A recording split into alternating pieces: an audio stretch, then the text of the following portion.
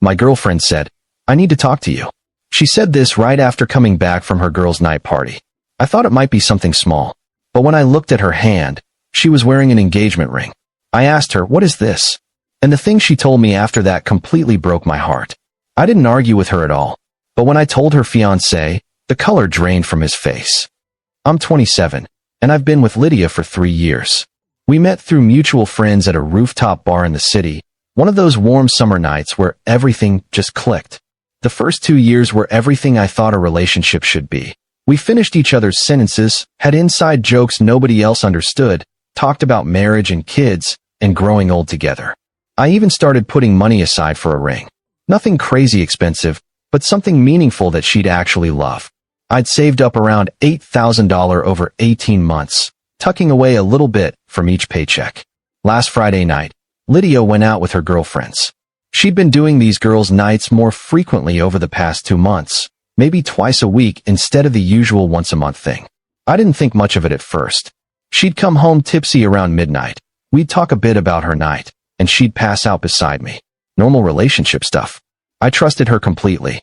But this particular Friday was different. She came home at 11:47 p.m. I remember the exact time because I'd been watching the clock, debating whether I should text her to make sure she was okay. When she walked through the door, I could tell immediately something had shifted.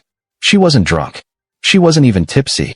She was stone cold sober and had this expression on her face like she was about to confess to murder. "I need to talk to you," she said, standing in the doorway of our living room. I muted the TV, sitting up straighter on the couch. "Yeah, of course. What's up? Everything okay?" That's when I saw it. A diamond ring on her left hand, catching the light from the lamp beside me. Not a huge rock, but definitely an engagement ring. The kind that costs real money. My stomach dropped so fast I thought I might throw up. "What is this?" I asked, pointing at her hand with a trembling finger. She sat down on the opposite end of the couch, as far from me as physically possible, without leaving the furniture entirely. She wouldn't even look at me. Her eyes were fixed on the coffee table, on some meaningless spot between us. "I'm engaged," she said. Just like that. 2 words that destroyed 3 years. I just stared at her, my brain refusing to process what I'd just heard. "You're? What?" "I'm engaged. To Brandon." Brandon. Her coworker. The guy she'd mentioned maybe 3 or 4 times in passing over the last year. Some finance bro at her company who apparently took her to lunch occasionally. I'd never met him. Never even seen a picture of him. He was just a name that floated through our conversations once in a while, meaningless background noise. "How long?" I asked. My voice was weirdly calm, like I was asking about the weather. "For months. For months. While we were still living together in this apartment. While I was still paying 2/3 of the rent because she'd said she wanted to save money for our future. While I was setting aside money for her ring, planning our proposal, imagining our wedding. For goddamn months. So you've been cheating on me for 4 months, and now you're engaged to him." The words came out flat, emotionless. I think I was in shock. She finally looked at me, and I could see something like guilt in her eyes, but also defiance. "I didn't mean for it to happen. He has his life together, you know? He's stable. He makes good money. We want the same things. I make decent money," I said, feeling pathetic even as the words left my mouth. "We've talked about marriage. We've planned our future." "You talked about it," she shot back. "You never actually did anything. You never proposed. You never took that next step." That one hurt worse than anything else she'd said. Because she was right. In a twisted way, I hadn't proposed yet. But I was planning it. I had the money saved. I was waiting for the right moment. Maybe next month on our anniversary trip to the coast that we'd been planning for 6 months. I'd even looked at venues near the beach where we could have the ceremony. "Does he know about me?" I asked, already knowing the answer. She hesitated, and that hesitation told me everything. "He knows I was seeing someone when we first met. He doesn't know we're still together. He thinks we broke up 3 months ago." I laughed. I actually laughed out loud, a bitter sound that didn't feel like it came from my body. "So he proposed to you thinking you've been single for 3 months? That you were available and ready to start a life with him?" "I was going to tell you sooner," she said, her voice getting defensive. "But I didn't know how. I didn't want to hurt you. You could have started with not accepting his proposal while you're still living with your boyfriend," I said. "That might have been a good place to begin." She stood up abruptly, grabbing her purse from the side table. "I'm staying at his place tonight. I'll come get my stuff tomorrow. And she left. Just walked out the door like we'd just finished discussing what to order for dinner. 3 years of my life, of our life together, ended in a 15-minute conversation. I sat there on that couch until 4 a.m., staring at nothing, replaying every moment of the last 4 months, looking for signs I'd missed. They were everywhere once I knew to look for them. I didn't sleep that night. Around 6 a.m., I remembered something. Brandon had added me on LinkedIn about 6 months ago. I'd accepted the request because Lydia had mentioned he was a good connection to have in the industry. I pulled up his profile on my phone. Sure enough, his company information was right there, along with his job title, his professional email format. I found his work email in about 30 seconds. I spent all of Saturday writing and rewriting an email. Nothing crazy, nothing emotional or unhinged. Just facts laid out clearly and calmly. Hi Brandon, my name is OP. I believe you recently got engaged to Lydia. I wanted to reach out because I think there's been some miscommunication about her current situation. Lydia and I have been in a relationship for 3 years and are currently living together at address. She told me about your engagement last night, which was the first I'd heard about you two being in a relationship. I'm not writing this to cause problems or drama. I just think you should have all the information before making a major life decision like marriage. If you'd like to talk or have questions, I'm available. I sent it Saturday afternoon at 2:47 p.m. I didn't tell Lydia. She came by Sunday morning with 2 of her friends to pack her stuff, Hannah and Bridget, girls I'd hung out with dozens of times at barbecues and birthday parties. They wouldn't even make eye contact with me. Lydia grabbed clothes, toiletries, her laptop, some books.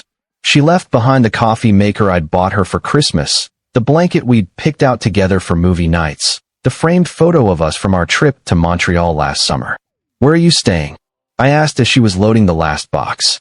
With Brandon, she said matter-of-factly. We're moving in together. Does he know yet? Know what? That you're still on the lease here until October? Her friends shifted uncomfortably near the door. She just said, I'll figure it out, and left without looking back. Monday morning at 9:23 a.m., my phone rang. Unknown number. Is this OP? Yes, speaking. This is Brandon. I wasn't expecting him to actually call. I thought he'd maybe ignore the email completely, or have Lydia handle it, or just block me and move on. Thanks for calling, I said, trying to keep my voice steady. Lydia told me you might reach out, he said. His voice was cold, accusatory. She said you didn't take the breakup well, that you've been having trouble accepting that it's over. The breakup that happened Friday night. Silence on the other end. Long, heavy silence. She told you we broke up 3 months ago, right? I asked. Yes. We were living together until she moved out yesterday. Check her Instagram if you don't believe me. She posted a picture of us at dinner 2 weeks ago. It's still up. She's wearing the blue dress you probably recognize. More silence. Then, quietly, I'm going to call you back. He hung up. I went to work, tried to focus on my projects, couldn't concentrate on anything. My boss asked if I was feeling okay. I told her I had a headache. Around 2 p.m., my phone started exploding. Lydia was calling and texting nonstop. 12 texts in 10 minutes. All variations of, how could you do this to me? And you're ruining my life. And Brandon won't talk to me. And I can't believe you're this vindictive. I responded once. I told him the truth. That's all. Then I muted her number. Tuesday evening at 6:15 p.m., Brandon called me back. This time he sounded completely different, tired, angry, but the anger wasn't directed at me anymore. I need to know everything, he said. The whole timeline. Don't leave anything out. So I told him. Everything. The 3 years we'd been together. The apartment we shared. The fact that I'd been paying most of the rent because she wanted to save money. The $8,000 I'd saved for an engagement ring. The anniversary trip we had planned for next month. The way she told me about the engagement like she was just casually updating her relationship status. She told me she was completely single when we started dating, Brandon said, and I could hear something breaking in his voice.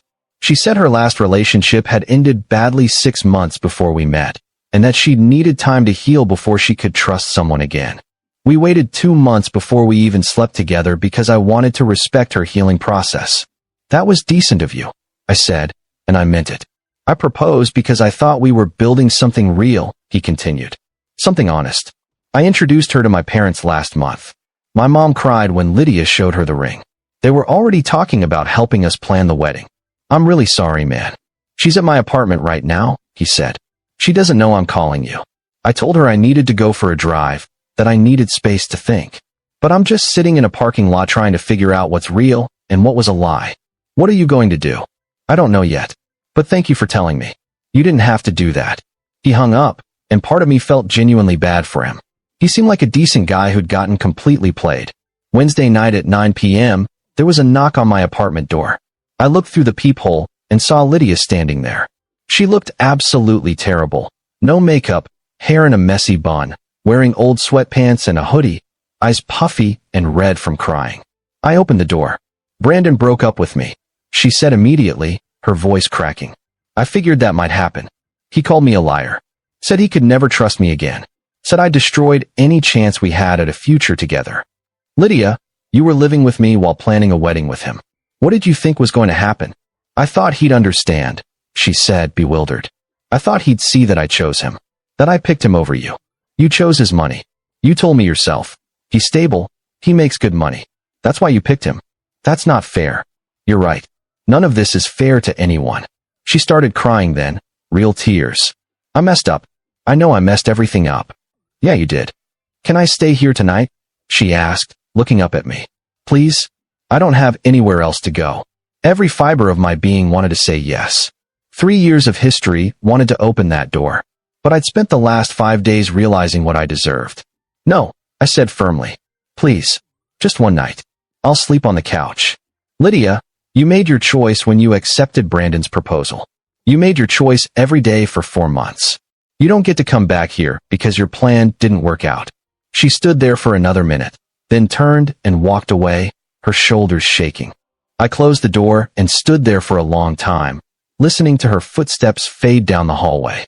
Thursday morning, I got a text from Brandon. Lydia told me you refused to help her last night. I appreciate that. Shows you have integrity. Want to grab coffee? We met Thursday afternoon at a Starbucks. Bizarre situation. 2 guys who'd unknowingly been dating the same woman, comparing notes. She told me her family loved me, Brandon said. I was supposed to fly to Oregon next month to meet them. Her parents live in Portland, I said. They're nice people. Her dad teaches history, her mom's a nurse. I've met them multiple times. They probably don't even know you exist. Brandon put his head in his hands.